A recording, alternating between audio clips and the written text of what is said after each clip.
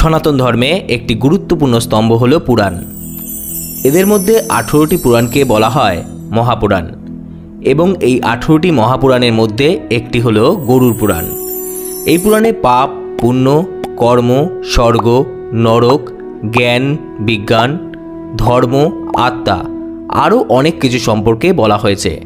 তার সাথে এমন কিছু বলা আছে এই মহাপুরাণে যা ব্যক্তির জীবনকে উন্নত ও সফল করে তুলতে পারে। এছাড়াও গরুড় পুরাণ থেকে আমরা জানতে পারি এমন কোন কাজগুলি করলে আমাদের পরমায়ু কমে যায় এবং বারবার এই কর্মগুলি করলে আমাদের মৃত্যু শীঘ্রই নেমে আসবে।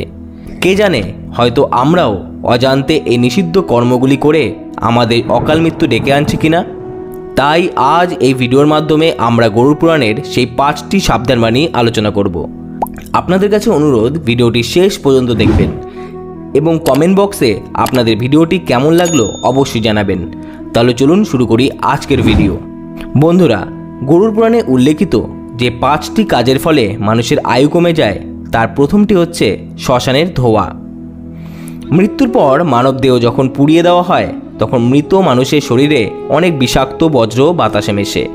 এই বিষাক্ত ধোঁয়ায় অনেক ভাইরাস ও ব্যাকটেরিয়া মিশে থাকে।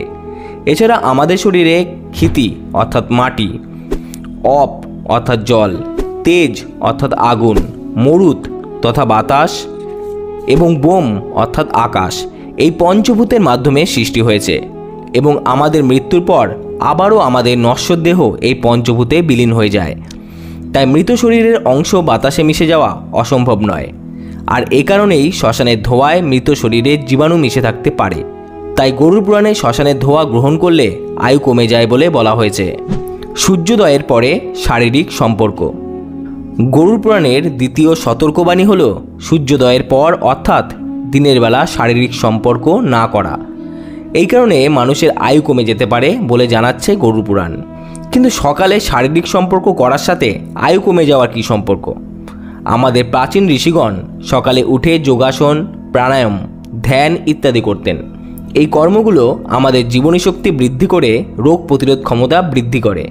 কিন্তু আমরা যদি সকালে উঠে শরীরের উন্নয়নে নজর না দিয়ে অন্য কোনো কিছুতে মত্ত হই তবে প্রাণায়াম, ধ্যান করার মতো গুরুত্বপূর্ণ কাজগুলো করার সময় পাবো না। তাছাড়া সকালের স্বচ্ছ বাতাস থেকেও বঞ্চিত হব। ফলে স্বাভাবিকভাবে আমরা রোগগ্রস্ত হব এবং আমাদের আয়ু কমে যাবে। বাসি বা পচা মাংস খাওয়া। সনাতন ধর্মের বিধান অনুসারে ইন্দ্রিয় তৃপ্তির জন্য অন্য প্রাণীদের হত্যা করে তাদের মাংস ভক্ষণ বা তামসিক ভোজন করলে তার জন্য রয়েছে শাস্তির ব্যবস্থা। কিন্তু আমিষ খাবার অশুদ্ধ জেনেও যারা আমিষ খাবার ভোজন করেন তাদের জন্য একটি সতর্কবাণী উচ্চারিত হয়েছে গরুড় পুরাণে। গরুড় পুরাণ মতে পচা বা বাসি মাংস ভক্ষণ করলে আমাদের পরমায়ু কমতে থাকে। বিজ্ঞানও স্বীকার করেছে বাসি মাংস ক্ষতিকর ব্যাকটেরিয়া জন্ম দেয় যা আমাদের শরীরের জন্য মারাত্মক ক্ষতিকর। সূর্যাস্তের পর দই খাওয়া। দই আমাদের শরীরের জন্য অত্যন্ত উপকারী খাদ্য। দইয়ে থাকা ল্যাক্টোব্যাসিলাস, ল্যাক্টোকক্কাস ল্যাকটিস ইত্যাদি উপকারী ব্যাকটেরিয়া যতটা আমাদের পাচনতন্ত্রের জন্য উপকারী ততটাই উপকারী আমাদের রোগ প্রতিরোধ ক্ষমতা বাড়ানোর জন্য। তাছাড়া ত্বকের যাবতীয় সমস্যা সমাধানে দইয়ের কোনো বিকল্প নেই। তবে রাতের বেলা দই খেলে আমাদের আয়ু কমে যাবে, কারণ দই প্রোটিন ও ফ্যাট সমৃদ্ধ আর তা রাতের বেলায় হজম করতে সমস্যা হতে পারে, কারণ রাতে আমাদের মেটাবলিজম কম থাকে।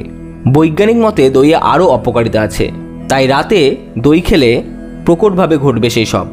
এবার ভাবুন, গরুড় পুরাণে যা হাজার বছর আগে রচিত হয়েছে তা আজকের বৈজ্ঞানিক গবেষণায় পাওয়া গেছে। সকালে দেরি করে ঘুম থেকে ওঠা। গরুড় পুরাণ মতে সকালে দেরি করে ঘুম থেকে উঠলে বা অতিরিক্ত সময় ঘুমিয়ে থাকলে তার আয়ু ক্রমশ কমতে থাকে।